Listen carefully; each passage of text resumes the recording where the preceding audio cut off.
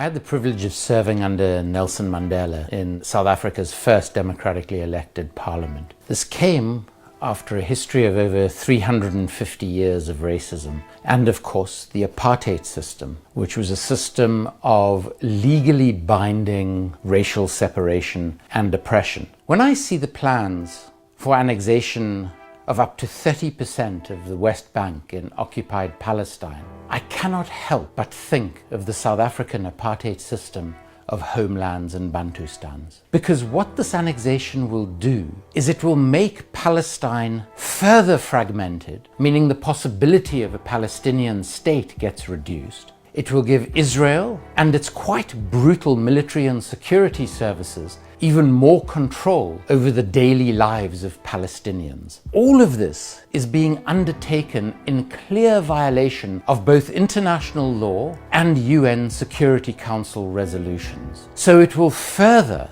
the illicit nature of the already illegal occupation of Palestine. Israel, with the Nation-State Act that defines citizenship on the basis of ethnicity, is unfortunately harking back to apartheid South Africa. The annexation of more and more of the occupied Palestinian territories reflects the homeland or Bantustan policy of apartheid South Africa. In some instances, the Israeli state has imposed a system of apartheid on the Palestinians in a manner more efficient than apartheid South Africa managed. This is, for instance, reflected in the reality that occupied Palestine is so easily controlled, is surrounded by walls and fences in many instances, but also that Israel has built separate roads for Israeli citizens and Palestinians, respectively, to use. Palestinian motor vehicles in Israel have different registration plates to those of Israeli citizens.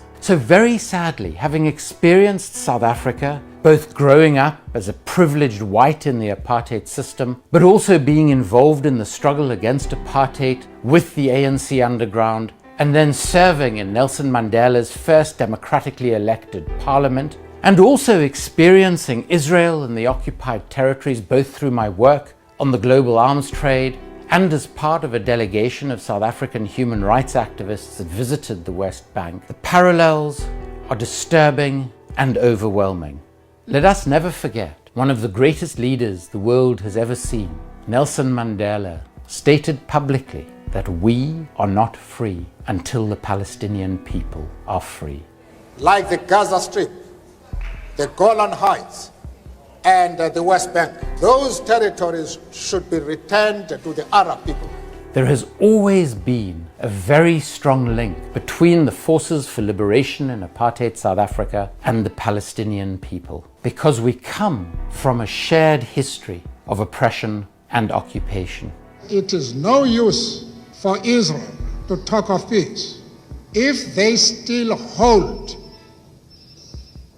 on Arab territories which they conquered during the Six-Day War in 1967. During the South African apartheid years, many in South Africa and conservative supporters of the apartheid regime globally argued, why single out South Africa? The reasons were very clear. This was one of the only states on the planet to have legalized, entrenched racism. The reason for the focus on Israel today is not dissimilar. We focus on Israel because through its nation-state law and through its illegal and brutal occupation of Palestinian territory, it is not only creating an environment in which racism is entrenched in law, but it is also repressing and oppressing the Palestinian people on a daily basis, determining what they can and cannot do, determining whether they can get to schools and universities, determining whether they can get to employment opportunities or not. And this is being implemented in a manner that very closely resembles South African apartheid. So we focus on Israel today